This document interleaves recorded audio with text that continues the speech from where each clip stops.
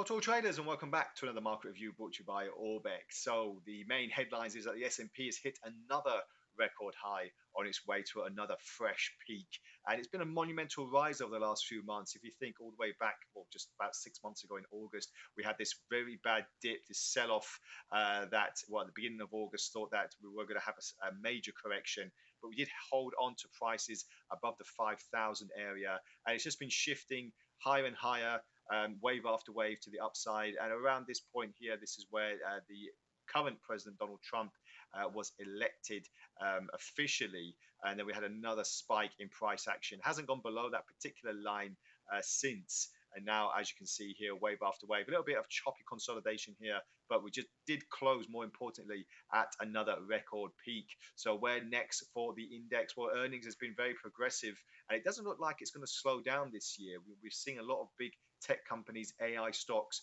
really progressively having more of a move to the upside. And even if they don't have too much of a good outlook for the rest of the year, they are still coming in with big revenues. So this is propelling not only the S&P but the Nasdaq, the Dow as well. But it's the S&P that's in the spotlight because we are seeing a record high, which is very, very important. We go to the intraday 4-hour chart. Like I said, we did have some choppy consolidation, a little bit of indecisiveness in the market in the last few sessions. But as you can see here, a spike higher and then another move higher as well. The only problem is that we could be seeing a slight bearish divergence on the RSI.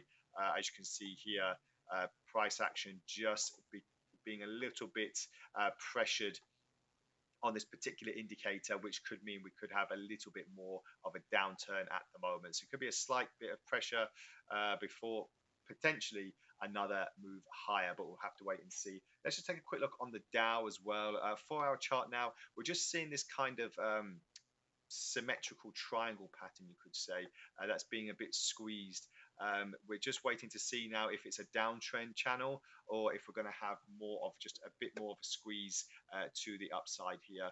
So again, prices aren't really moving too much on the Dow, so we're just focusing mainly on where the opportunities lie, which is the S&P at the moment. But obviously, as we get progress in the week, we'll see if we're going to have any more of a move to the upside. So not too much of a big mixed bag of fundamentals. We've got the FOMC minutes later today.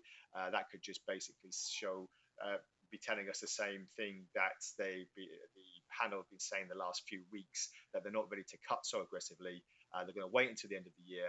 And obviously, with Donald Trump's trade tariffs coming into play, it could actually start increasing inflation. So we'll have to wait and see if that's going to be the truth. But what is the truth at the moment is the S&P's hit another record high. Where do we go from here?